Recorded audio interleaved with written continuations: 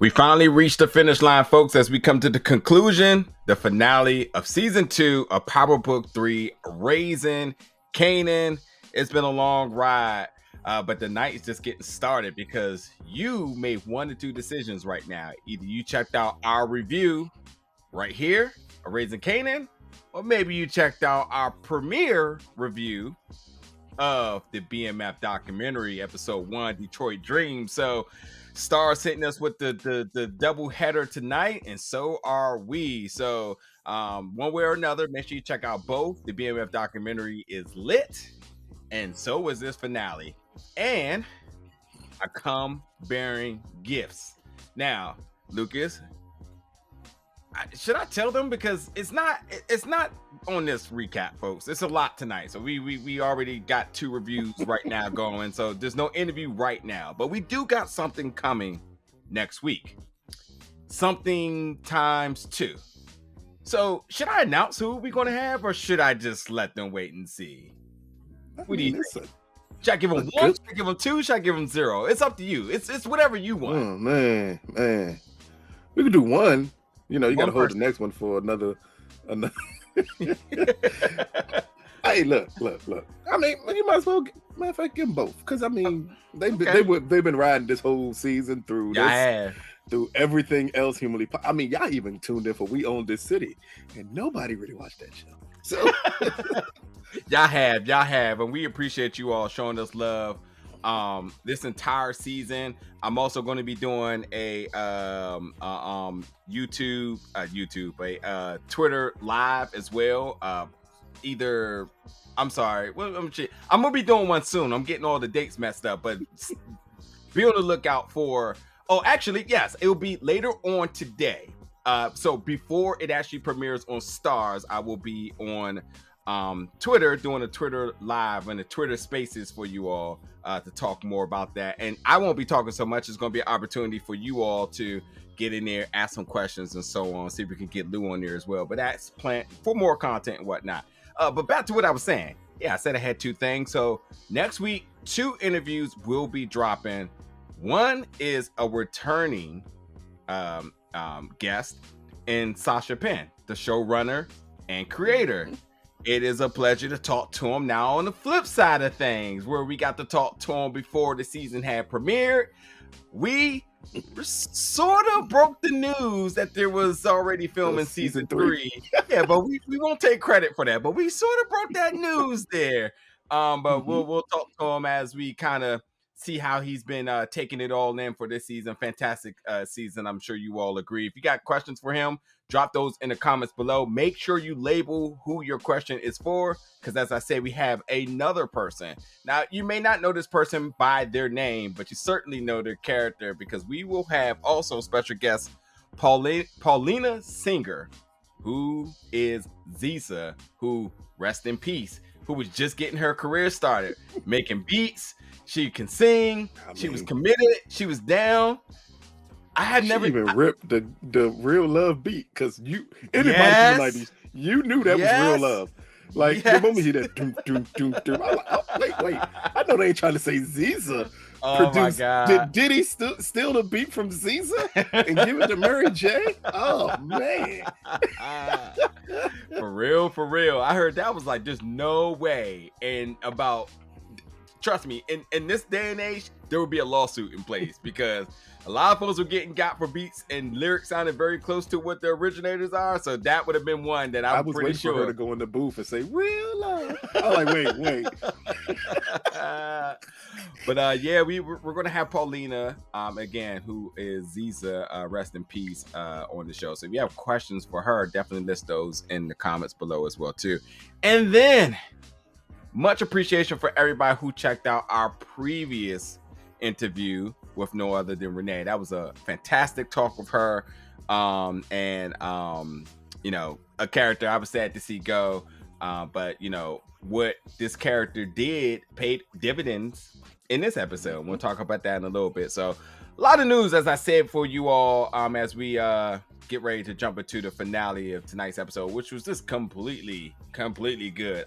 First of all, I love the execution of the cliffhanger here, because I think knowing that we have season 3 and where we used to come from with Power, where they had to play it safe, and I mean like original Power, where you was just like, oh man, will they get green lighted for another season? What's going to happen? And so a lot of their endings were kind of just like, well, just in case there's no more, we can leave it here. This was a cliffhanger that we know we're getting more, and I can already be excited because now we're about to have a confrontation that we've never seen. We're about to see Rock talk to Howard and Kane. She hasn't seen Kanan in a while. Howard wants to talk to her, and all the things are on the table. And by the way, Unique is there, and he's going to say, that's a fed. Rock, what's this about? And you can imagine if it comes out that she used to be fed. I can have that conversation. That she's not having that conversation in front of Unique. Like, this is just going to be oh my God, you've been shot. Yeah, we about to ride on niggas. That's as far as that conversation is going right now. Be.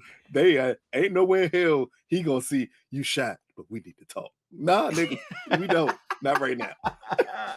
Not right now. Oh man, but so many different things for tonight's episode. We're gonna go through it as we always do. Jump in the comments, let us know right now your favorite moment of tonight's episode. Man, a lot of reasons to hold your breath because we didn't know how this was all going to play out. So definitely let us know some of your favorite moments, some of your most shocking moments, your predictions of going into next season. We'll jump into that at the end of this as well too. And all sorts of different things. And by now, folks, if you have not liked and subscribed, please do so. That helps us so much as we continue to bring you more power content. Now let's get into it. Starting this episode off with Lucas's favorite character, who I would think we need to go on the show, Crackhead Sam, who happens to be the most credible person in all the Power. Look, man, they did my guy Sam dirty this episode. But I mean, you know, he's a crackhead. Why would you trust a crackhead to do anything? I mean, come on now. I'm gonna leave, Marvin. I got you, man.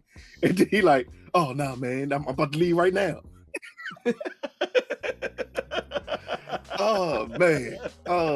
Hey man, he would be a very interesting person to talk to because he's a pivotal character through the first 2 seasons of this show, and he just happened to show up once in a while in season 1, but caught one of the most important scenes in season 1, and here he is in a pivotal part of season 2 as Bert started believing crackheads for everything. Man. Including, we're gonna talk about her going to a crack house and asking the crackheads the address to another house. Like, nigga, did you ask them and he said it perfectly. 1600 Crack Way. Why would you think we would have an address? That ranks in my top 5 favorite lines of all of Raising Kanan.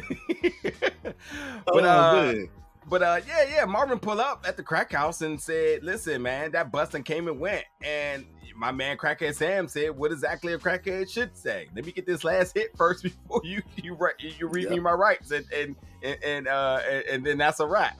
And I was just like, God damn, Crackhead Sam. And I can't believe Crackhead Sam has been called Sam more times than he's been called a crackhead. My man has a whole name and is almost more respected than him being a crackhead. Like, everybody knows that crackhead around the hood got a nickname. You ain't just calling them by their name. And my man was Sam for a long time, but he's Crackhead Sam tonight for us. So there's that. He did. They gave a great. He gave a great picture of who he was before the drugs kicked in, because that's important for anybody that knows, like, drugs ruined people, especially that time when crack was really crack. Mm-hmm. And you see him talk about, man, you didn't know I was an accountant. Mm-hmm. And he's just trying to picture his life as he understands it's about to end. And then he gives Marvin one of the most important saying of this episode. You know, you can recover, but if you go back down this path, there basically is no more recovering. This is going to be it for you. And it's kind of poetic for Marvin because we saw him come from a dark place. And this episode pushed him directly back into that place that he'd been trying to escape from. Yeah. Not to mention, too, I mean, he's been dealing with other, like, sobriety issues as well, too. So, I mean, one way or another, he's looking at what his life could have been. So, So yeah, and it's just another dose of therapy for him. Crackhead Sam, who he tried to show empathy to, and turn his life around, and unfortunately that bus did not go to Miss Iana to fix it, and instead he went right back to the crack house, and he went right to Love and Hip Hop instead. Like that show took a detour. He's like, all right, Ayala, I'm coming. And Mona Scott was on the bus like, not so fast. Rest in peace, Sam. That would be another interesting character. And that's the thing, like, you know, we have so much fun doing these recaps, and I know, like, we talked to all of the major characters, but there's a lot of other folks that I would love to talk to. And one I'm just going to throw out there in no particular order is Roel. I would just love to talk about that character, and obviously what could have been, because I was actually really interested in a certain thing that Unique said, and I was just wondering, and it's something Luke has been saying too, so I'm kind of wondering how that was going to play out. But they had my man take 2 high shots, one clearly in the shoulder, one just above it, and we saw somebody take a gut shot, and he walked 500 miles to a hospital, and Warrell died right there. I said, wait a minute. Wait a minute. Like I can see the bullet hole, so I know how high he was shot, and clearly I know the arteries and things up that, but come on, man. Come on, man. Rock got almost shot in the same place. Oh man, powerisms. Here we go. Anyway, we're gonna going next to Unique and Rock. They meet at the diner. Unique says Sal's coming for you, and you know, Rock wanted to know, did he snitch? I said it last week, I'll say it again. Unique ain't no snitch, and here we go. He's just letting them know what it is, and he basically, you know, this is the declaration for Rock to say about her expansion. We're about to be worldwide, and you know, I want you to be part of the team. I got more to offer you. And Unique is basically like, nah, I think I'm gonna do my own thing. I'm not that type of person that is, built to work for somebody. However, though, pretty girl, wanna know if you feeling me or not. My man slid in the DMs in the middle of a business conversation. I mean, professionalism to the T.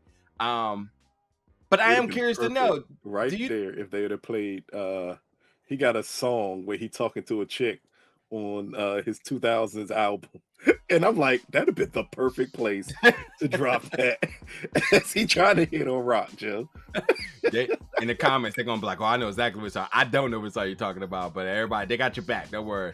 But do you think for a moment that she might have been feeling him? Do you think there was ever a moment that she was feeling him, or he just out here witch hunting?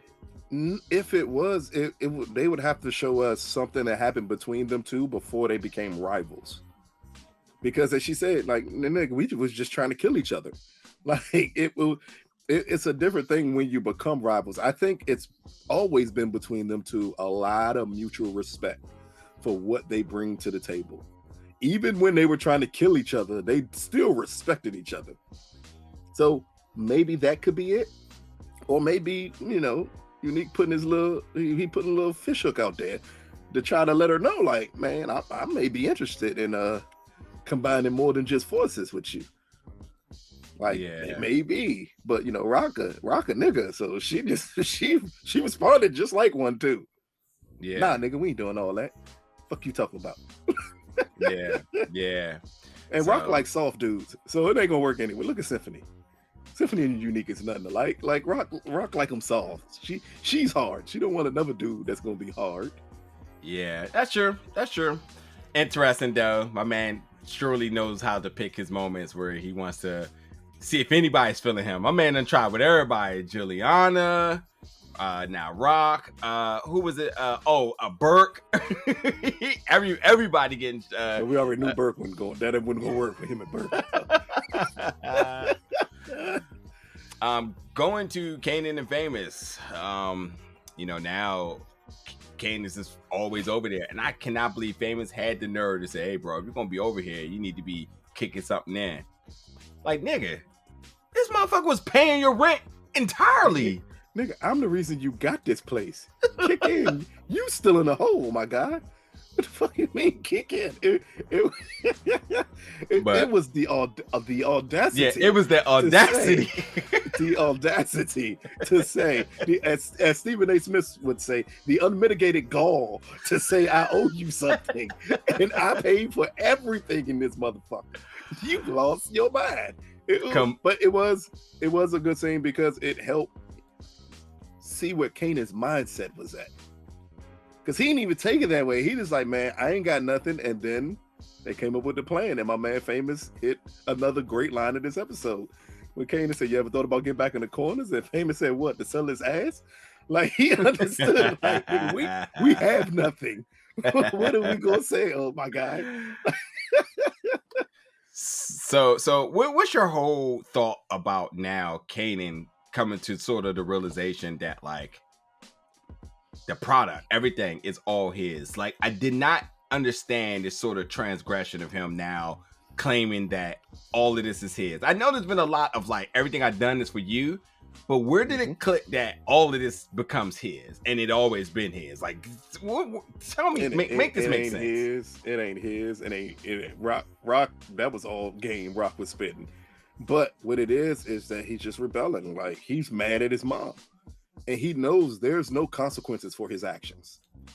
Yeah. That's what most teenagers think. When you rebel, you don't think about the consequences. He's mad at Rock, and he's like, I'm gonna take it, and who's gonna stop me? Like, nobody's gonna stop me from taking this. It's mine. I'm the prince.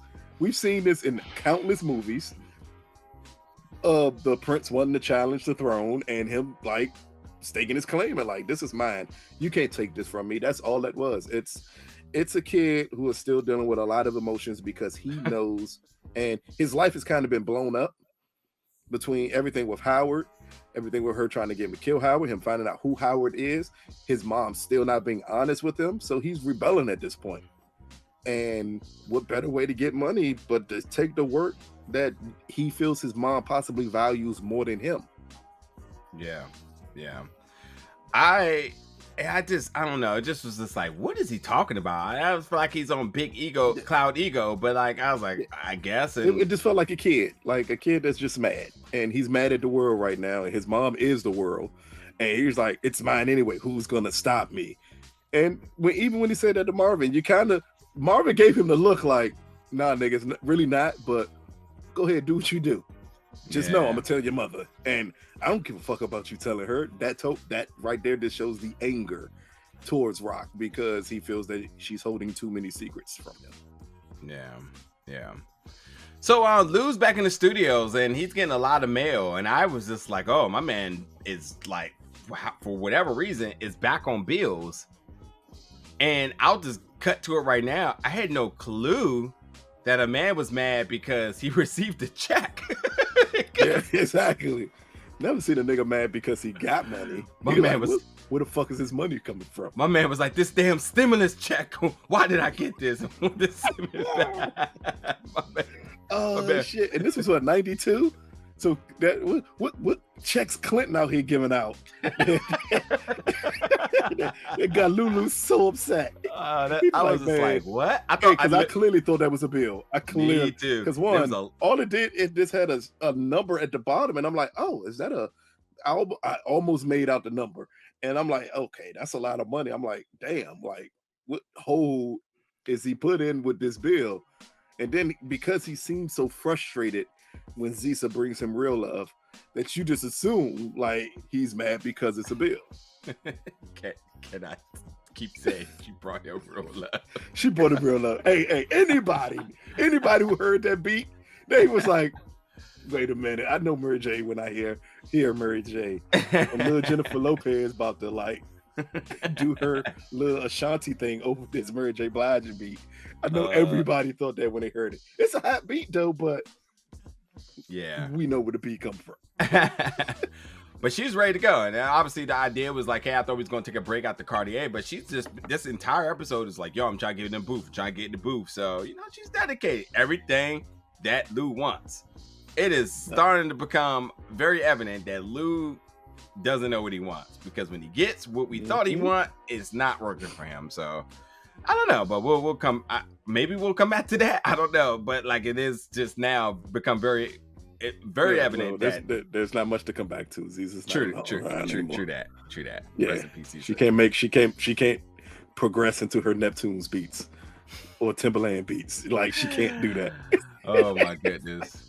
Now we got Juke, who is this chilling on the steps next to the church, waiting for a good old boy Corey to walk by. And she says exactly what we've been saying. Mm-hmm. Corey set him up, and she wasn't having that. So, she talked her talk and walked her walk. Gave him a 10-piece nugget meal, some sweet and sour, and you know what? I love Haley. I love Haley as Juke. At no point in time did I believe her when she was throwing those punches. Say, wait a minute. Wait a minute. All right. They could have brought in a stunt double right there. Like, just bringing somebody else to throw the punch. Because the way she threw that punch, I'm like, if he stand and get hit by this girl, the way, and if ever I thought Haley, it wasn't a girly type of girl, it came out when she threw that punch. I said, "Oh nah." I've had those type of punches thrown at me before. Like, them jokes is so easy to dodge. Hey, but listen, Christian Corey, he wasn't ready for all that. He comes from a non-violent background, so all that was just all that was new to him, man. As much as they were telegraphed, he had nothing for it. And yeah, she said, listen, I knew you were conspiring with everybody to try to set me up. And by the way, for such a church folk, my man came out saying all types of crazy stuff, and that fits for church folk. Yeah, take note that his script was written for a reason. Because just to let you know. But yeah, she got her kicks in. Timberland stomps, which is you get extra power when you kicking Timberlands in New York. Just FYI.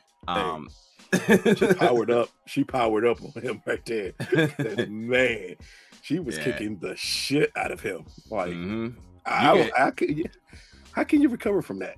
Now you get kicked by Timberlands in New York, you're done for the day. That's it. He might as well have got locked up at this point. He need to chill out. No that was it. She'd have had Wallabies, he would have survived, but not Tim's. But yeah, as always in Power, the cops suddenly shows up. So yeah, that's where she goes to jail. Power has the best cops in the world. They are Johnny on the spot whenever crimes are happening with black people.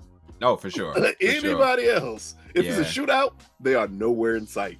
Yeah, no doubt, no bullshit. But yeah, this is all for him blindsiding with the church with Ken. Anyway, Burke to the crack house looking for Sam. It's very simple. Fuck Sam, and we don't got no address, and that's it. And he at the bougie crack house because them niggas got heat, and you got to know somebody to get in. Oh my god! Like, that crack house is last lap. Like, you got to know somebody to get in. Oh my god! Not Nobu of crack houses in New York. It's crazy, Joe. Oh man, he's at the what's the hotel? What's the hotel you stayed in San Diego? The Intercontinental of crack houses. Hey, no bullshit. Nah, he had the Dumbo house of crack houses, Joe. Oh no, you gotta have a membership to get in this crack house. Like, we're a little bit more high class than them other little crack house. Mm-hmm. Sam up there next to Macaulay Culkin back in the 90s, just doing that thing. Bullshit. It is the 90s. Macaulay Culkin, Drew Barrymore, all them jokes in there. They all in there with Sam getting it in, Joe. Oh man.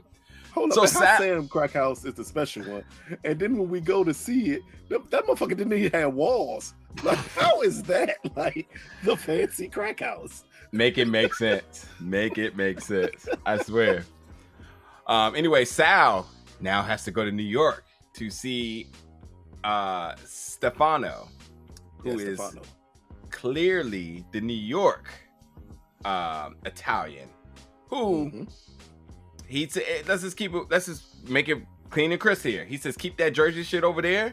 That's why I put all my garbage over there.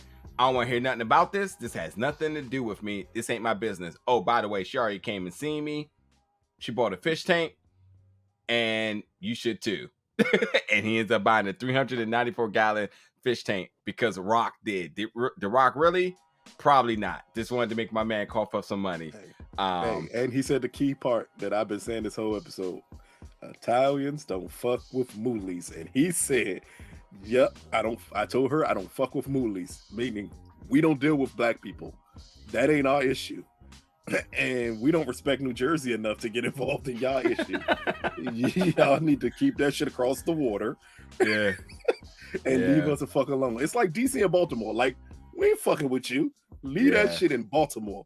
Don't you bring that shit up I-95. Nah, keep that shit right down at 695 with the rest of you peasants. That's basically the way he treated Sal. Yeah. Is by saying that.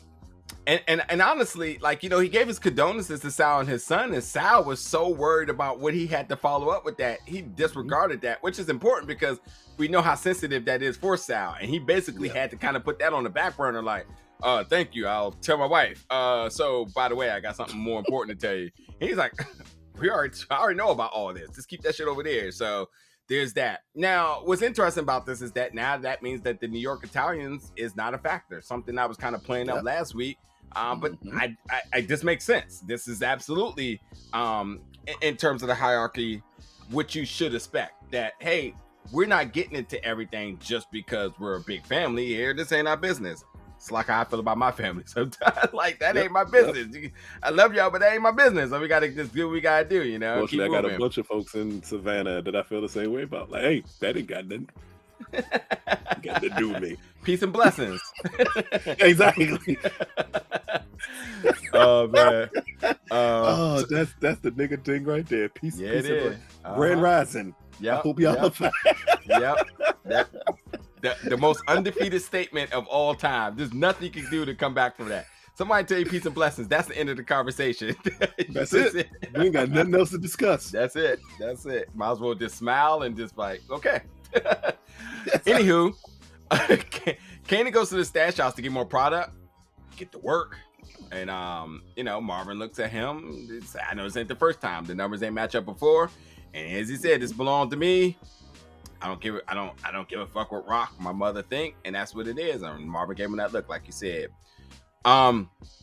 Famous killing, I can't think of his name, but Famous killing that dude in the hallway. The neighbor gets interviewed. Neighbor say he doesn't remember. So, is this a non-issue? I guess so. Yeah. It will play a part next season. You know why? Oh, definitely. Because characters like Sam becomes a big part of a show when you thought they didn't have anything to do. That scene could easily been cut. Easily been cut. He got a car. Exactly. And we'll see if he uses it for anything. Now he has a direct contact to a detective, you know. So but he tossed that junk like yeah. I know what to do. Yeah. Rock in the new house telling the brothers what the plan is and basically laying out that she talked to Stefano and there's not going to be no backups from the Italians and they got some other shooters coming down. So it's just going to be them versus them and that's just it. And that's the plan. And everybody's looking around like, oh, okay. Howard.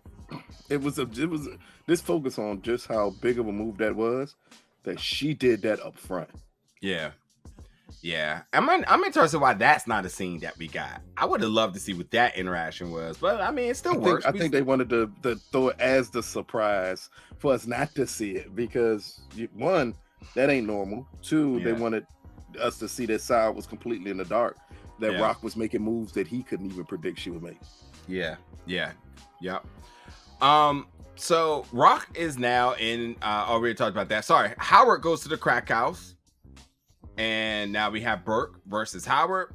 Now we just talk about, you know, Sam had something more to say, and then, you know, want to know if it's all connected to him being shot. And you know, he's basically got, what are you getting at? Hey, you need to back up off of this, as everybody's been telling Burke, and want to know if it's all connected. And they already said that we already interviewed him. What is he going to tell you? And he said, listen, you got to stop this, Burke. Like, this is not a reliable witness. And he also mentioned that he had used Sam a lot in the past, but he's not reliable. Don't know how this poor guy Sam, now rest in peace, is involved in all this bullshit. Let my man chill, man. And for whatever reason, if he's so involved, how does he keep getting arrested as if no one knows who he is? If he's such a regular in there, I just don't get the whole thing. You still arrest crackheads. Like, I still can't let you do. And think about the things he was never arrested for smoking crack. it was always for some other random thing that he did, like peeing in a playground where kids were around. Like, guess what, Sam? We got was kids really around? I think so, because that's what they got him. They said, "Dude, you peeing in a public park? Like, there could be kids around." Oh man, 5-0, I just had to pee. Like, nah, nigga, you got to go to jail. and in the 90s, they used to do that shit to think that they were helping the crackhead, because if I put you in jail, it'll clean you up. Nah, it don't work that way. Yeah. So yeah, there's that again. Now we get what's happening now. So yeah, and again, like, it's just weird that Burke there's nothing that will let Burke up. Mm-hmm. She just pedaled to the metal the entire time. Anywho, we get to see Lou coming out of the house. Lou saying he not all right. Marvin basically checking on him. Rock asking, when did you start taking up for him? And then he said, hey, ever since, he didn't blink an eye when it came down to the Italians and him, having my back. And then that's what Marvel lets Rock know about Kanan taking the work, got a couple of G-packs, and now she said, listen, I'll take care of Kanan, you focus on the Italians, and that's that. Yep. Juke is in jail. Who got Juke out? Who was your prediction? Who you thought Juke got out? Got her out? I kind of thought it was Bert, because she was desperate at this point, because she's just leaving a murder scene with Sam. Yeah. And that's her connection, so she would attempt to, because no one else was going to go bail Juke out. Kenya, because no one knew Juke was in jail. I did think Kenya, because I don't think Kenya would interject in that with Juke at this point. Yeah, but I kind of thought, oh, it's gonna be Burke, because Burke needs Juke. It's just, and she thinks she has a rapport with Juke, which is the weirdest thing in the world. Yeah, I thought Kenya for some long shot, but for whatever reason, Burke knows everything, which is just so annoying. Because to the same point, how does anybody know she's in jail? How the fuck does Burke know? Burke's everywhere right now. She's working over the radar. They something would have come across her books that she was locked up. Oh, okay. Yeah, fair enough. Yeah, like, again, and especially since all cops know someone has a connection to somebody. And they'd be like, hey, this little girl who you're always around, she's in here locked up. And plus, keep in mind, she was looking for Juke. So if I'm looking for her and she knows her name is Laverne, what I'm going to do? I'm going to look you up in the system. Hey, she in jail? Which, okay, let me get her out. Yeah, fair enough. So, yeah, Burke got her out. She asked us about Howard and Kanan and say, is Howard Kanan's father? And she says, no, it's DEFCON. That's why his last name Stark. And then she made a funny joke of saying Burke is the guardian angel. And what did you say? Howard is what? She said the white cop is my guardian angel, and the black cop is Kanan's father. Like, come on. Basically saying, come on, we're not stupid here. Like, you police. You just trying to flip some shit on us. We ain't falling for this. Yeah. Doing an amazing job of keeping secret of things that she does know. Yeah, absolutely. But she said, watch her back, detective. Again. This ain't the first time she told her this, so... Not the first time. She told her at the end of season 1, she told her the same thing. Yep. I don't know how many more warnings she need to have. I don't know what's going on with new Blanca. Like, she's just Blanca. she's just not listening. Burke Rodriguez? Burke Rodriguez. Or Burke Sachs. It's one of the two. Oh man, I swear, if I could talk to Shane and ask him about this character, because I know he's watching, I would love for him to just be like, yeah, what is your thoughts about this? Could you imagine Shane saying how he dislikes this character? I'm like, sir, it's your character. Hey, I can see Shane saying, you know what, the character at times just goes too far. Like, wait, what? Everybody always asks me, just so you know, that Sax is my favorite character in all the Power. Easily. Yes. Unfortunately, it is his favorite. Mm-hmm. I think that's the weirdest thing. We do all these reviews, and our two favorite characters are characters that most people would be like, that makes no sense. Yours is Sax and mine is Proctor. Proctor's still my favorite character of all the Powers. A lot of people like Proctor, though. Like, a lot of people like Proctor. I don't think there's many people that like Sax. And, like, yeah, Proctor was the real one.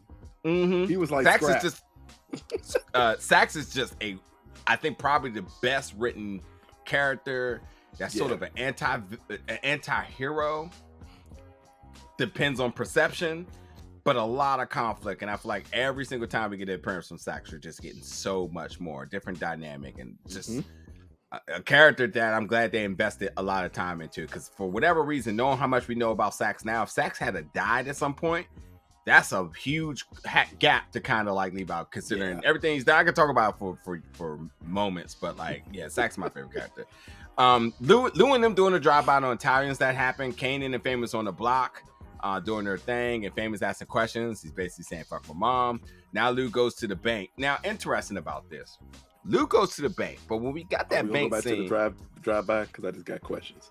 Go to the bank, and then we're gonna come back to the drive-by. Let's do the bank though, because I do have questions about the bank jump too. Who was that they focused on in coming in there? They gave a very, very sort of pivotal camera shot of somebody walking into the bank, which you thought that person was a character of some sort. And I thought that was an interesting thing, because I was like, either this is about to be like some new character we don't know about who's about to rob this bank, or what the hell is going to happen? And then all of a sudden we're just looking at back and then lose this in the back there. It's like, wait, what? I thought it was somebody connected to Cartier, and that was possibly the reason that Lou was showing up at the bank. And then you're like, nope, none of that. Just nothing. Just nothing. Just a long shot. Just a long shot of the bank for whatever reason. But okay, there's that. But he goes to the bank and they say, hey man, I ain't never heard nobody coming here saying there's a problem because they have too much money in their account, which isn't true, because if you do get a strange deposit account, you might want to find out, because niggas will put you in jail for it. You need to ask questions immediately. That Nigerian Ponzi scheme is a real thing, and many folks have got for that. So hey, look, it was a woman recently who got $10 million put in her account accidentally, and they didn't discover it for a year later. By the time they discovered it, it was down by 1.7, and she's facing 15 years in prison. Like, you gotta be careful. Well, there's that. This scene said nothing that I had not already said. Two things here. Now, yes, no, I did not know the terms of Crown deal, but yes, Crown did go see Rock, and they did have a moment of talking about business, and it never amounted to anything on screen. But now we see that Crown said, hey, listen, but in any case that something happens to me, you get 15% of the business. You get my percentage of the business if something happens. Yeah, that is crazy, because it also brings up to mind that then Cartier never had the percentage of the business he thought he had, because it always reverted to Rock. It was always Rock out this junk playing chess with niggas, Joe. Yep, she has Cartier portion. It's a hell of a move. Yeah, she has Cartier portion. Because Cartier got a portion from Lou. He didn't get Crown's portion, because Crown always had a separate portion, which was always Rock's portion technically. Even though Lou was making it sound like he was always selling. but by per deal, it became Rock's portion. It's simple. She has a Cartier portion by way of murder.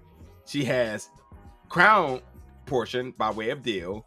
She has Lou portion by way of I own you, which has been nigga, this my money. numerous times. So she owns 100% of Bulletproof Records.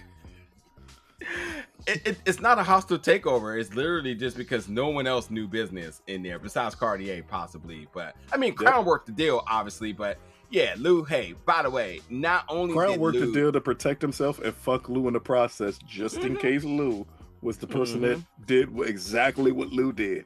Yeah. That's called like foreshadowing. Like, if you kill me, I'm going to make sure this don't work out positively for you. Yeah. Yeah, so Lou got some extra money, but he lost his business in the same time. I swear to God, I said, if this teller or this banker does not realize they have the same last name, I was gonna lose my shit. I was like, bro, your customer last name is Thomas. You better note. You better be able to recognize that this person has the same last name. And he was like, oh, so is there any relation there? My man Lou was furious. What did you have to ask about this? What is it that you're curious about? Still confused why Lou is so mad about this. Like, nigga, like It literally makes no sense that Lou is still mad about this when he ran to Rock for money when he couldn't pay the bills then. Like, did you think it was for? She let him know when he ran to her for money, what's yours is mine. So of course you get the money, little brother, but what's yours is mine. So she had already let him know that this was the case. So it was kind of confusing that Lou is still confused that, nah, nigga, Rock, like, I own you.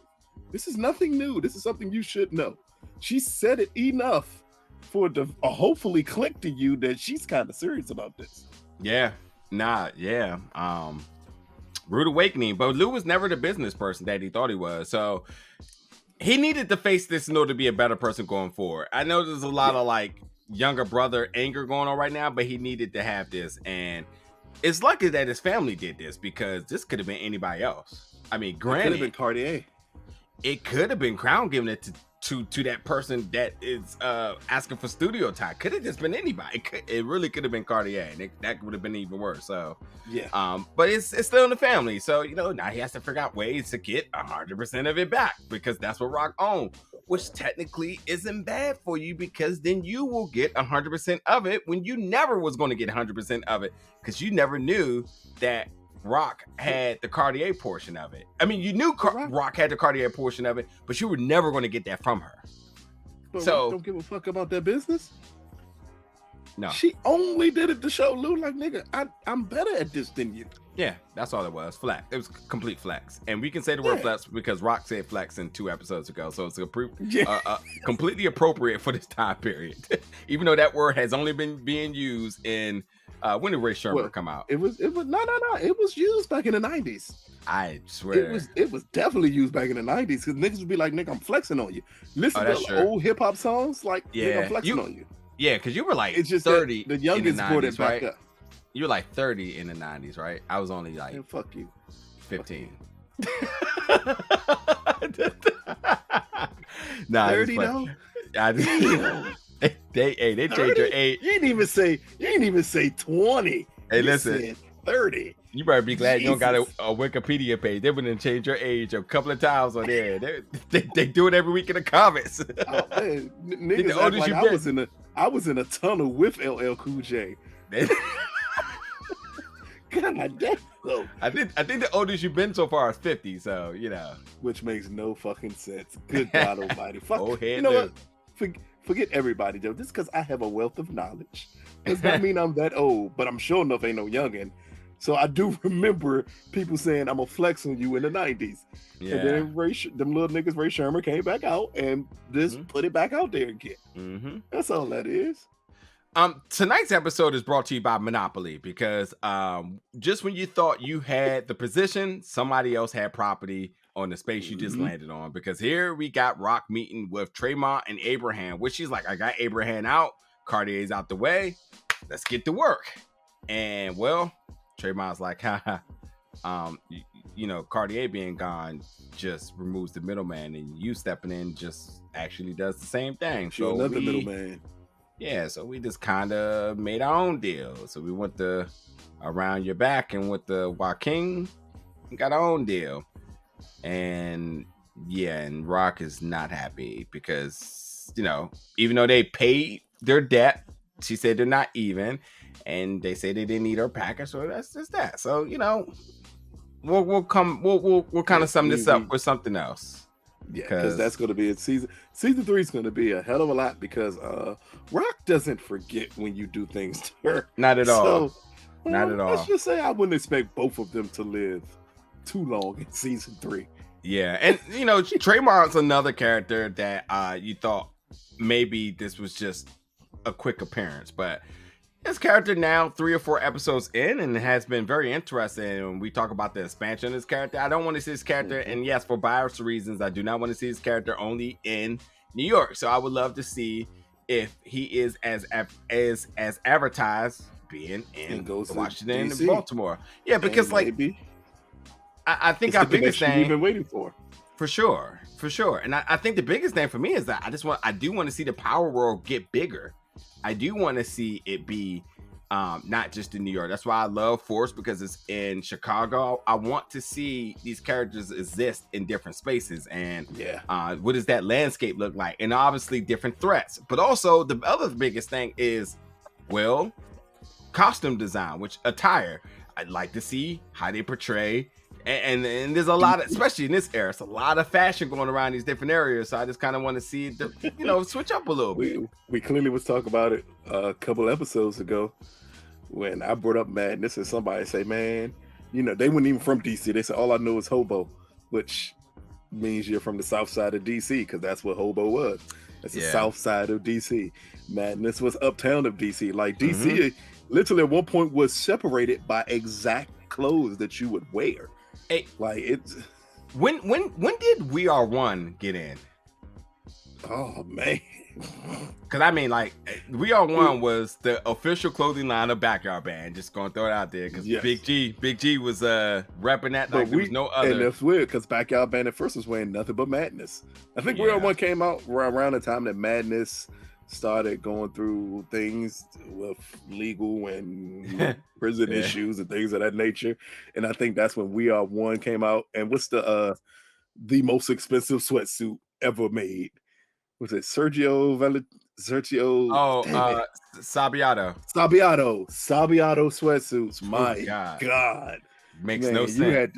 Them jokes was made for drug dealers. Yeah, normal niggas could not afford them jokes, man. Not at all. But again, that's what you. I was gonna say I had one. That was my whole check when I was younger. Man, you had one? Just one. Christ. Yeah. I mean, I was a Maryland kid. I had a Madness varsity jacket when I was in high school. I never had one. Those were expensive too. Yeah, shit. Oh yeah, them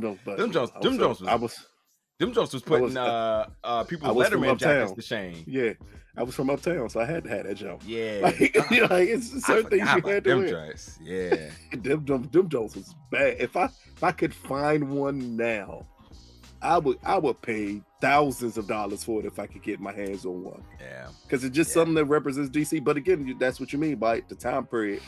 It'd be great if they did show different areas. It don't necessarily have to be DC.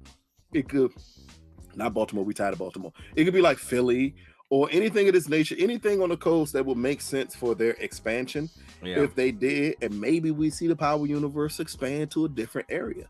Yeah. But DC would clearly be the part that everyone's waiting for, because Juke eventually ends up in DC. And what happens is, because something happens with her and Marvin, and then that's where the expansion takes you, is to them to DC. Yeah. So Juke meets with Nicole's dad, and pretty much lays it out and says, look, Burke had nothing to do with Nicole's death. She did not do anything to Nicole and I. She came clean and basically said that, the drugs is because it was in my bag and so on. And he said in reassurance, I would do anything to protect you. I understand that you're not comfortable with the cops. I mean, my man out here is in DC right now, napping on Black Lives Matter Boulevard, because if there's one thing he gonna do, he out here, he gonna make sure he stand up for the folks. All right, so he not having that. He gonna stand up for the folks. He gonna cuss Kanye West out for saying his shit. Like he's up here. He's up here championing black people. For real. Not for play. He had the virtual hand on her saying, I know what you've been through. It's okay. Fuck those cops. I'm here for you. He clearly had black boxes all over his Instagram, Joe. You already know. Blackout Monday, Tuesday. They was like, sir, we don't even have a Wednesday. Yeah, we do. He said, yeah, now we do. He donated got every actively black t-shirt. Yeah. Hey, he got he's blackity black. He got everything black, Joe. But I will say that, like, he came this first of all, this is the first win for Burke. This is the first any bit of positivity for Burke, because everybody is everybody's been con Burke. But this is the first pro Burke comment where he basically cleaned Burke for these allegations of, misconduct with these younger underage girls. But she did give him a weird look looking back. And I know that's sort of a regular rock, because Rock always got the rock eye. That's a normal Juke face. So I don't know if I make anything of that, or was that just how they just shot it, It may be just how they shot it. Yeah, because she looked back like, was it all a ploy? or she wanted to see how he received it. Was this the favor that she did for Burke? Like, it's interesting to know why this. That could be it. It could have been the favor she did for Burke was clearing Burke's name. Like, you got me out. I do owe you a favor, and she said it. And maybe part of the favor was saying that the people who you trust don't trust you. Yeah. But also, let me clear your name. Like, clearly you didn't do any of this, and I don't need you to go down for it because you've helped me out so much. Yeah.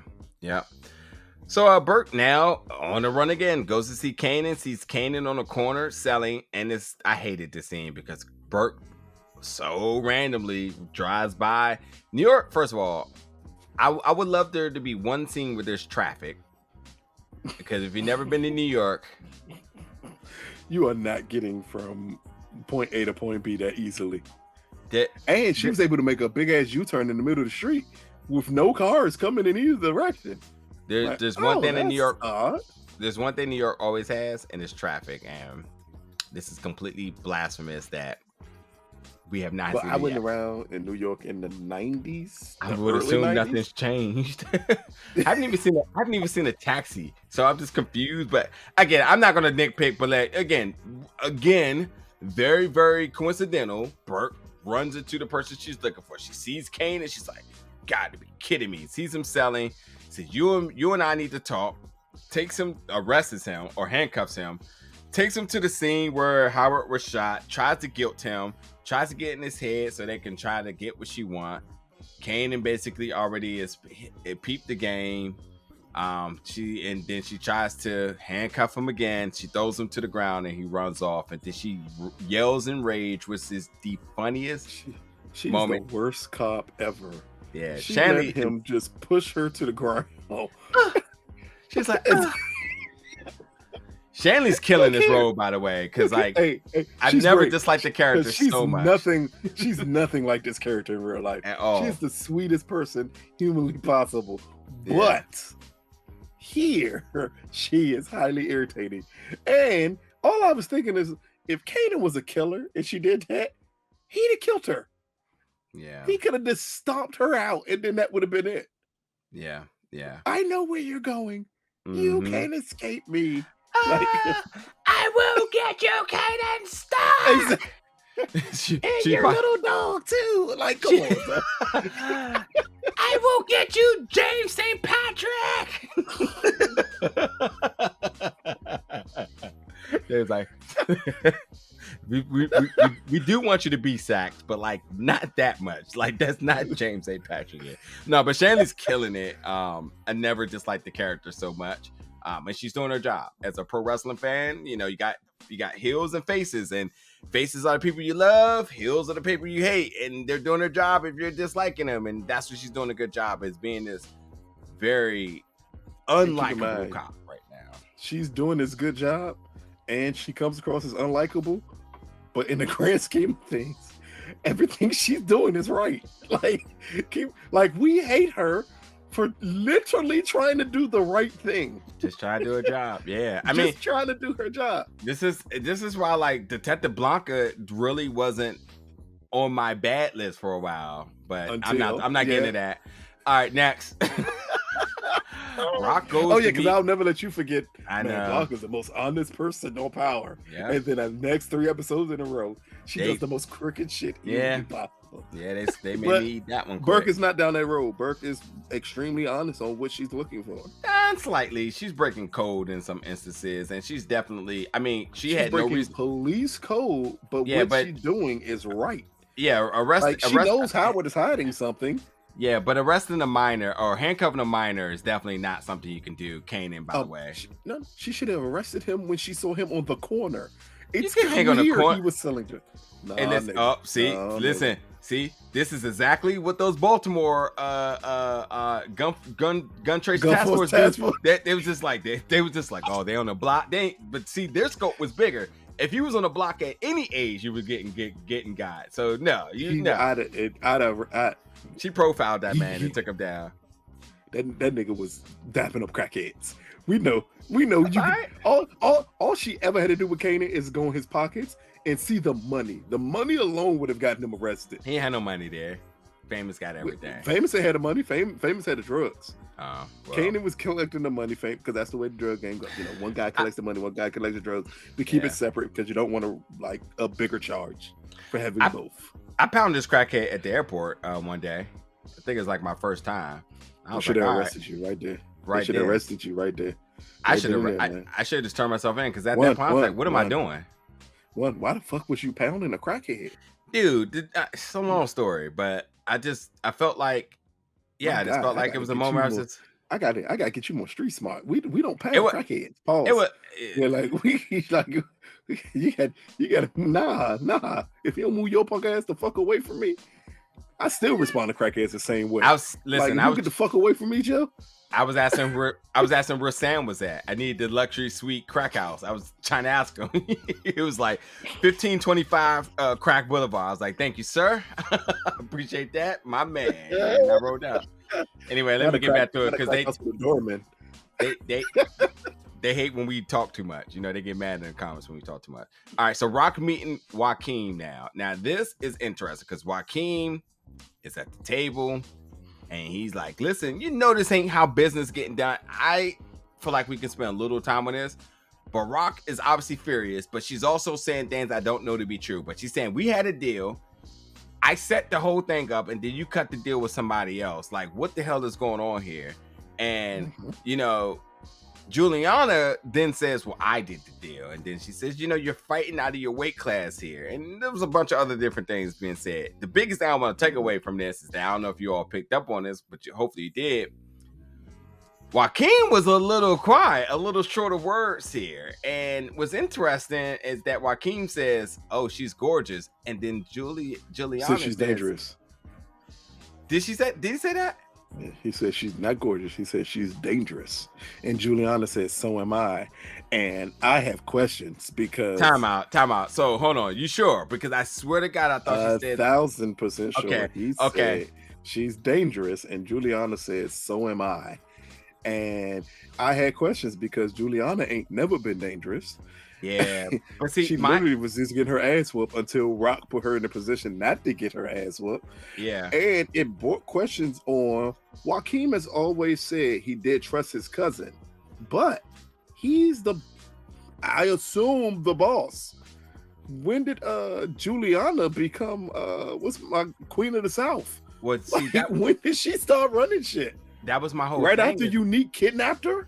That was my whole thing, is that like I initially thought like, okay, maybe Juliana and her aren't really cousins. Maybe this ain't what we think it is. And that's why, and I think it still kind of plays to this narrative that like she's saying that she's dangerous, and I thought she said she was gorgeous, and I thought he was basically, you know, stating that she was attractive, and then she was like, "Well, so am I, you know, pay attention to me."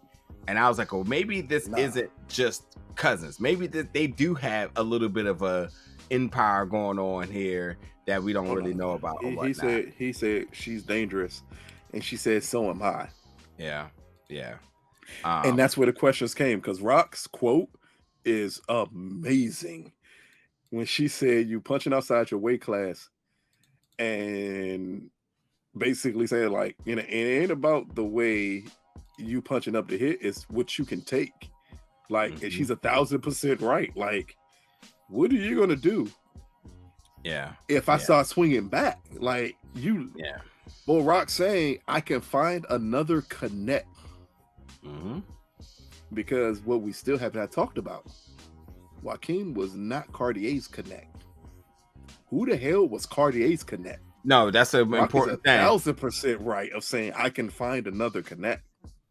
Yeah. And if she does, what's Joaquin's reaction to losing Rock for these couple of dudes who clearly won't produce what Rock was producing? And they're not even in New York, so that's another issue for them as well too. When Rock kills them, what's next? Like you're punching out your weight class because you thinking these dudes have protection. Yeah, they were terrified of Cartier, and Cartier was in New York, and they were in DC, and they were terrified of him. Yeah, I mean, obviously Juliana, for whatever reason, just like had a glow up for just out of the blue, and all of a sudden I couldn't think of the name. Just... Who's she supposed to be? What's my girl? I mean, you're right about Queen of the South, though, but like not Queen of the South though. The real one. Freak. I can't remember her name. The real Mexican woman drug dealer who was like running shit. Griselda. Oh yes. Oh yeah. See, you can't say that because she's Colombian, so don't get people mad. My bad. Colombian. Griselda. Like, because that's what it was coming across with Juliana. Like, she was very forceful in saying, "Nah, this was me." It's Wolf tickets. That's all she's selling right now. I ain't buying shit Juliana has to say. As Rock said, you're still mad because of what happened with Unique, but you're gonna be even madder now because and what happens at the end. And Joaquin is not showing. This is the opposite of what Rock does. Rock comes in, she shows a sign of force and a sign of power and respect. Joaquin's is looking very silent, short of words, and by all means, I buy into everything Rock is saying just because Joaquin had nothing to say to back things up. But she's dangerous. That's all he said is she's dangerous.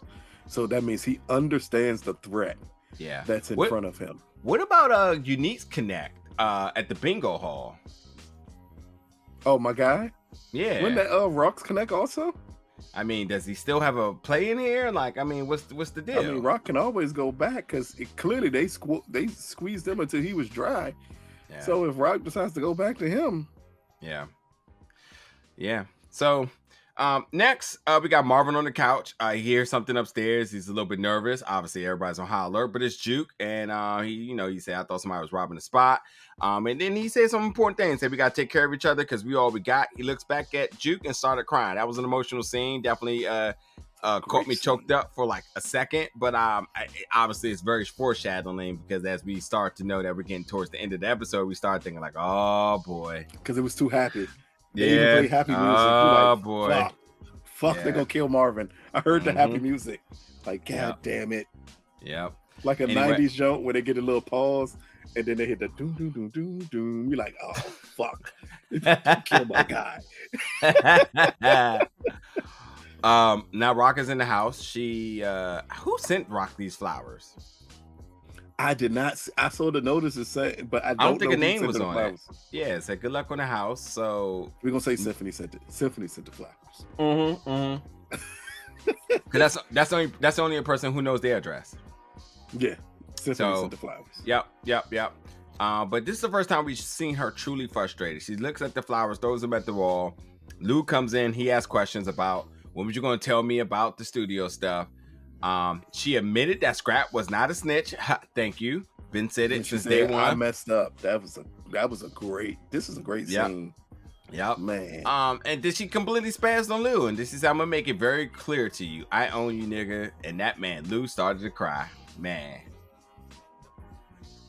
Tears of a clown. It hurts. It hurts. It hurts. Truth hurts. It hurts. Oh, it hurts. Man. It hurt. Ooh, it burns, nigga. It burns. Like yeah. Poor Lou. Shout out to that was a hell of a scene though. From just her emotion when she throws the flowers and you see she's crying because she's feeling like everything is falling apart. Her plan for expansion is falling apart.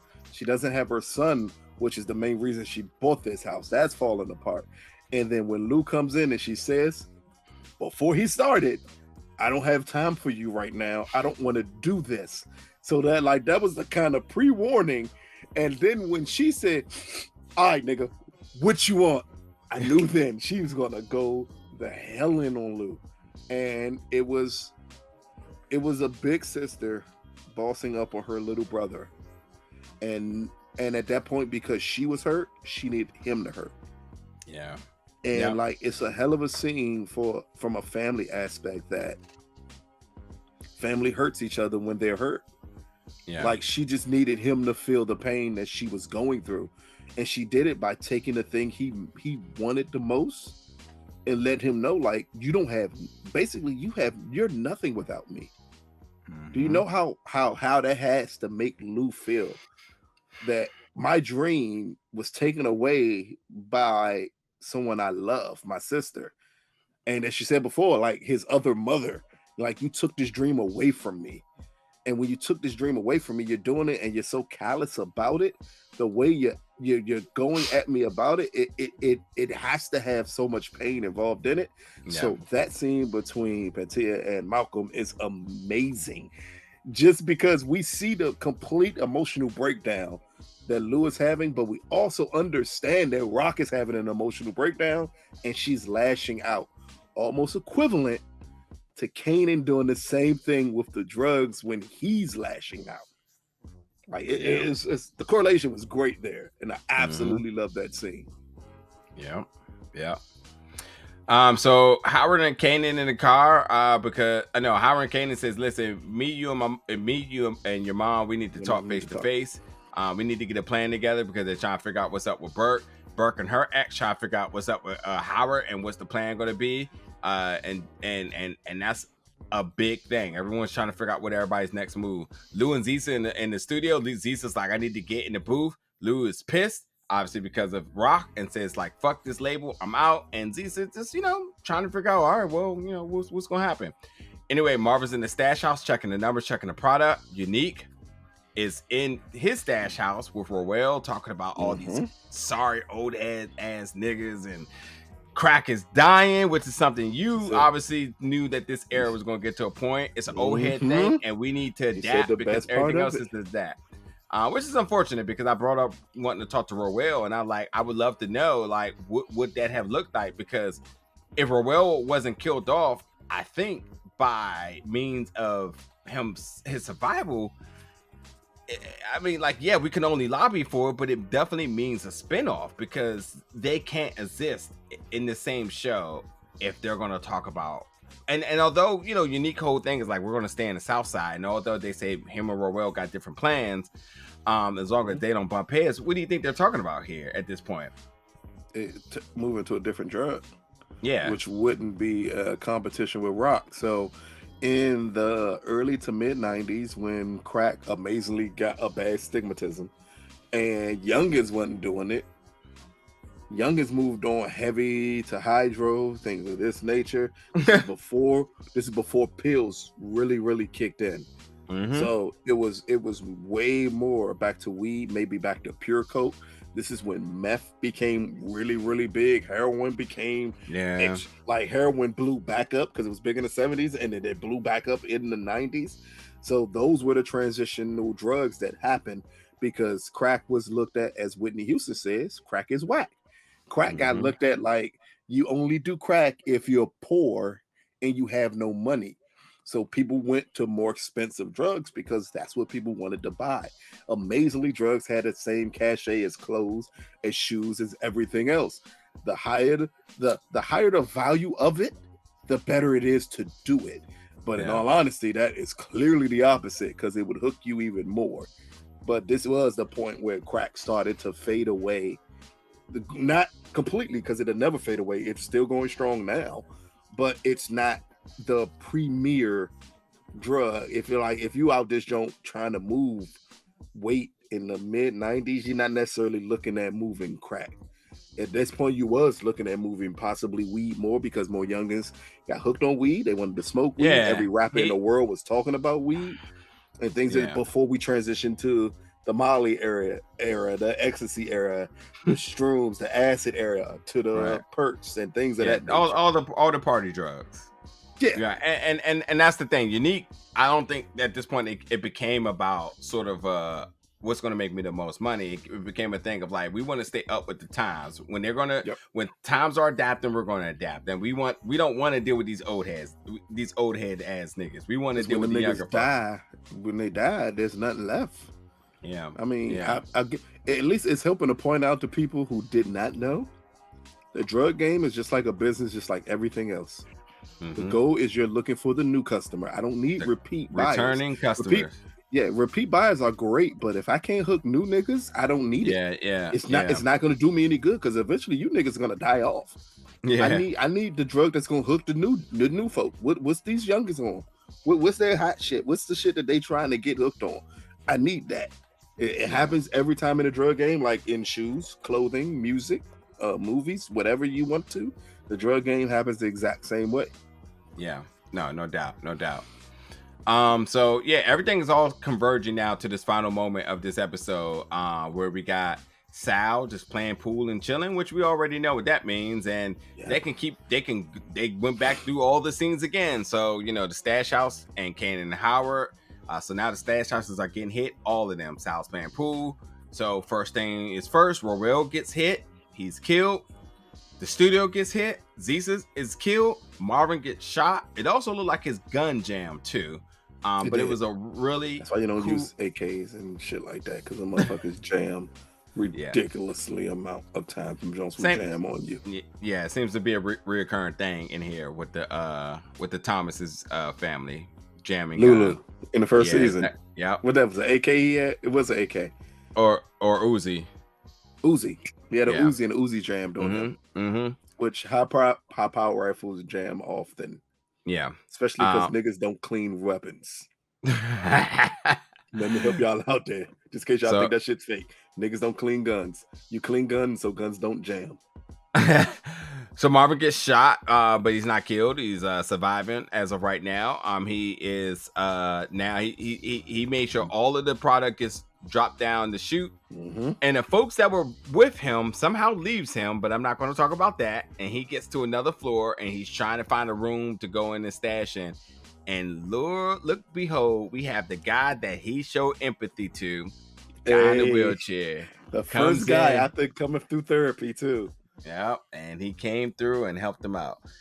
Meanwhile, on the final scene, we got Kenya walking the streets at night, mother to mother talk. And this is kind of upsetting because there's a lot that I wanted from this interaction that we didn't. Yeah. And Rock is like, wait, did my folks just let you up here? And notices that her folks was killed out front, which is, Rock, you didn't hear gunshots outside? No problem. Cool. We'll let that go. And once again, this house is shot up, but what else is new? It's the 90s and nobody had a silencer in this whole episode. Not at all. Crazy. Oh, no, somebody did. I think one of the Italians did, I think they did. It doesn't matter. It wouldn't have mattered though, but anyway, yeah, Kenya's killed on the doorstep. Rock is now she has nowhere to go. And it's her versus 1v3. Which if you play any battle royale games, the odds are not in your favor. Or just anything in life. I'm gonna need niggas to know how to not put yourself out in the open. Rock could have hid. This is just my knowledge. Rock could have hid slightly behind the wall and waited for the guy to walk in, popped off a couple, and then went behind cover. Because literally, you should shoot and then go behind cover. You don't shoot and stay out in the open, because normally someone will send somebody in first. You kill them and they follow up. That's kind of why the police do the tactic of one goes in and the other one follows. Just in case you shoot them, it's one behind you. Most shooters do the exact same thing. That's why you find any place for cover, or any like what Lulu did. Because what Lulu did was perfect. Yeah, exactly. He threw the jump, through the headphones, and he drew their attention one way. Yeah, popped one, and then he popped the other one. But he stayed so low, you weren't going to be able to hit him. It was behind cover. Mm-hmm. But Rock is Rock. Rock a G. She like, nah, fuck that. I'm gonna stand out in the open, nigga. For whatever reason. But anyway, yeah, she gets shot. She has nowhere to go and gets shot. Any chance you thought Rock was going to die here? Of course not. I mean, anybody who knows anything about power, and somebody else had to highlight this in season 1 of Power, when Kanan gets out of jail, he literally tells Ghost, I had to stop by to see my mom first, and then I came to see you. My mom was my first stop. So in Power, Rock is still alive. Yeah. But knowing that she wasn't going to get shot, who did you think was the one that was going to save her here? Howard. I thought so too. I legit thought it would be Howard. I thought it was Howard. Him and Kanan would pull up, and it would be Howard. I swore it would be Howard. All the way, I thought it was Howard. And I thought this is why Power is really good in their writing, because while I thought it would be Howard, it makes perfectly good sense that it's unique. Yeah. Yeah, I love that. Again, with the cliffhanger, the possibilities going forward. And as you said, sometimes friends, you friends from enemies, and I'm about to say, hey, say the saying. It's a famous saying, my brother. Enemy of my the enemy of my enemy is my friend. Yeah. Like, that's it. It is very simple. And when Sal went after Unique, I knew then it was going to be a problem. And not just that. Let's call it what it is. Roel was his brother, and and you killed him. That was it. Roel didn't have nothing to do with this as far as he's concerned. He Unique probably would have been okay with him being shot, but being ambushed in the way he did, and Roel being a casualty, and they kind of downplayed that scene, but Unique was yelling in rage, like, and he looked at his man, and then he was silent. That was a moment of like, okay, you fucked up. This is interesting. Now he told Sal from the beginning, I don't have nothing to do with y'all beef. Yeah, it has nothing to do with me. Exactly. But Sal felt like he needed to make a point, because here, when we see all these stash houses hit, in the end, let's tell the truth, Sal lost. He lost more people than they did. 100%. And he's sitting playing pool.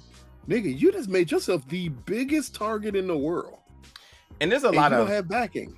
There's a lot of other things I didn't get with this. I mean, obviously Unique knows where you lay your head at. He knows everything about what's happening with you all, especially if you got him at the funeral and he's been to the house, so he knows where you're at.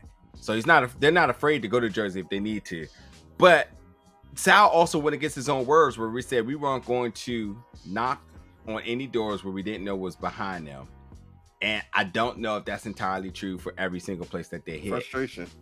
It is frustration. Yeah. I mean, yeah, once the New York Italian said, nah, I think he got desperate, and he was like, all right, we just got to do something. I think that's what happened. We got to do what we got to do, because he knocked on a bunch of doors that he did not understand what would be behind those doors. Yeah. Which it kind of shows that Sal is not necessarily equipped for war. Yeah. Because he was making mistakes that should have never been made. Like his dudes being out on the block while you're at a war with somebody. Like, the only positive thing for them is that niggas don't know how to do drive-bys properly. Yeah. Yeah. That's like, if them niggas would have just said, hey, we're gonna get out the car and walk up on you, they could have killed everybody and waited for Sal to come out and killed him too. Yeah. I also don't understand why they killed Rock's security, but did not come in immediately after her. Does that make any okay? I thought I was the only one who knew that didn't make sense. Take a time out, y'all. We'll be back. They killed them two, and then let Kenya walk to the door, and then it took for Rock to say, my security's let you walk up, and then they come behind the shadows and don't even get in a good position to shoot at her. They literally decided, okay, so instead of getting in the middle where your doorway is and shooting, we're going to shoot over a car at you. And what is with all these niggas with machine guns? Machine guns are highly inaccurate. They don't work well. This is why a Glock is perfect. I could have got off 30 shots, accurate shots at that, and killed niggas better than that machine gun. It's a flex. So that's gonna do it for the recap. So let's just tackle a couple other things before we wrap up for the night. What's sort of your predictions going into next season? Rock is about to go on a murder mission. But not just her, it's going to be Unique too. Like, this partnership, I think, is going to be short-lived, but it's going to lead to lots of dead bodies. Yeah. Her situation with Joaquin is going to become a problem, because I think Rock is going to show up with Unique. Because at this point, she wants to make Juliana uncomfortable. Ooh. And what's the better way to make her uncomfortable than her going back to Joaquin and say, hey, let sleeping dogs lie, didn't mean none of that. But then all of a sudden, you see Unique with her. Yeah. And he's her other person. And how does Juliana respond to that? If she responds to too much anger, does Joaquin allow Juliana's anger to mess with his business? Yeah. I don't know what my predictions are. I mean, obviously, a lot of what we still need answers to in terms of Burke's Great Pursuit. When does this cease? Do we get to some point where that's done? The fact that this is going into next season is a little bit frustrating to me. But I think that, I'll play the game because that's what everybody wants to play here. I guess at some point we start to want to know, when are we going to get introduced to Breeze? Everybody keep asking, who is Breeze? I don't know why they will not let that go. They want Breeze. I don't want to get to 50. I want to get to Ghost and Tommy. James, we still got plenty of time for that. Yeah, we should be. How old was Kanan? I mean, the age ain't never gonna. Oh, I forgot. Oh, when they met, I don't know, but I think we're close. We're close the big to thing, the age. The big thing is Kanan has to be out of school, and him and Famous are in school together, and Famous is still in school. So whatever that thing is, they got to be 2 out years. of school. Yes, probably 2 years. so. Because Kanan is 16. We know that from him sleeping with Roberta Kelly. So he's 16. So yeah, it will be 2 years or 2-3 years he'd be out of school. It depends on what part did they decide to pick up. Do they decide to pick up immediately following? Yeah. And I think it is because the turnaround is crazy on this. Yeah. So I think they're going to try to pick up immediately. Yeah, but look, let's make it clear. If you were running a show and you got to the finish line, does not stop your income coming in. No reason to rush there. The finish line? Is that the finish line? I mean, before they call it something else, then it's another show. Think about it though. We still have a whole point that after Kanan meets Ghost and Tommy, where Kanan was still running things. We have a whole area of that.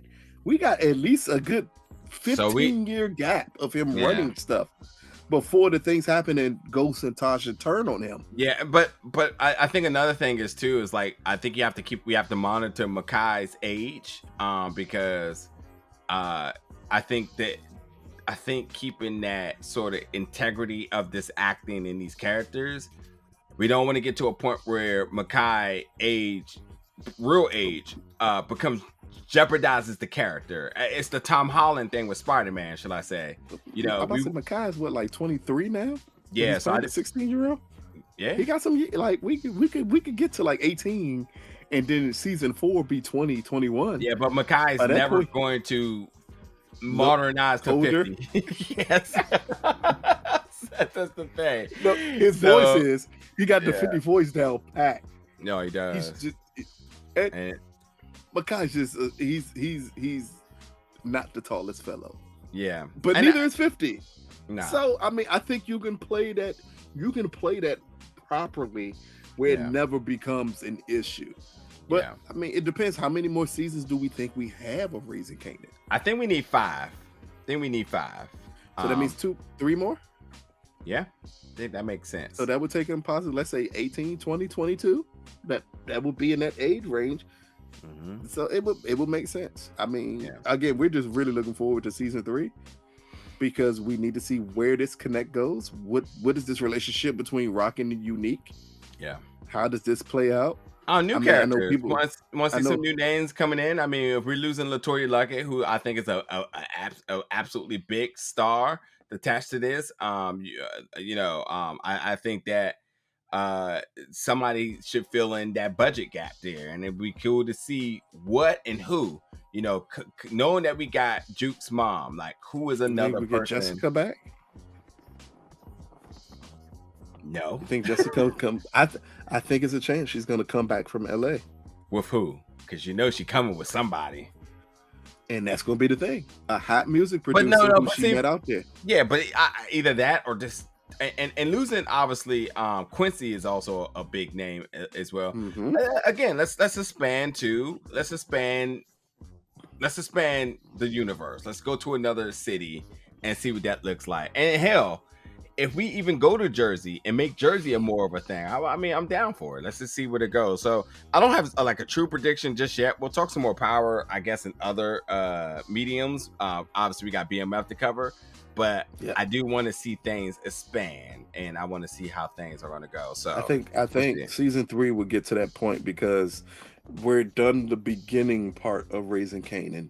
Yeah. We are going to get in the part that has to bleed a little more into what's going on in Power, because some of these characters now have to start getting possibly introduced to us. We're going to have to see them as children or them as younger, or who was this connect that who was the guy who put on Kanan Ghost, and Tommy. Yeah, and by the way, remember a short clip of him in Power. I forget who was playing him, but it was a short clip of that person in Power. Is that person going to be now shown? Everybody wants Breeze. That's it. Breeze. That's it. That's all. And Tasha. And Tasha. Baby Tasha. Look, baby Tasha ain't coming out yet. And Mama Yaz, because that's how Tasha named her daughter. Now Tasha Mama might show up. You never know. She may show up. Or did we already see her? Ghost Dad, who wasn't Ghost Dad into the business also? I would assume. Makes because sense. we remember from the Queen Child's project when he was building it, saying, "Well, your dad." When he said your dad did X, Y, and Z. Stop forgetting the Queen Child. Hey, listen, folks, we're gonna wrap up tonight's show. You got a lot more content to come. BMF episode, the BMF documentary episode. Yep. 1 is available. That episode is titled Detroit Dreams. Our recap is available now. 2 interviews coming for you early next week. Sasha Penn, your creator and showrunner, and also Paulina Singer, who is Zisa. You gotta let us know in the comments your questions you have for them. Please state who your question is for. Know who else you want us to try to enter? Yeah. Who else you want to show up? I mean, just because Raising Kanan is over, don't mean we can't grab some other folks to try to interview. I know, Crackhead Sam definitely is one. Warrell, who we met, who's a dope dude. He may be somebody you all want to see us try to get. I mean, I would love that Shanley again. Maybe Joey. Like I know dope. there's people out there. Yeah. So I mean, let us know who you would like us to talk to. Please, again, check out this review. Check out the BMF Joe, because that is the next thing that Stars is hitting y'all with that I think everyone will absolutely love. Yeah. And then we got a question mark, because we know we got BMF season 2 in January, but there's still a little bit of a wait. Let me see. Nope, that should take us right into it. Yeah, I'll take us right. What we did then. Right into it. And then Force is following Ghost. Yeah, and we have plans for 2023, folks. Plans. So, stick around for the ride. Bigger and better. Before I leave this review, I'm so sorry. I'm not going to end this until I get this, before I get this said right now. Because I want to give a special shout out. I totally told this person to message me. First of all, I just want to say appreciate everybody who hits the super chat. Absolutely appreciate that. That means a lot. That keeps the lights going.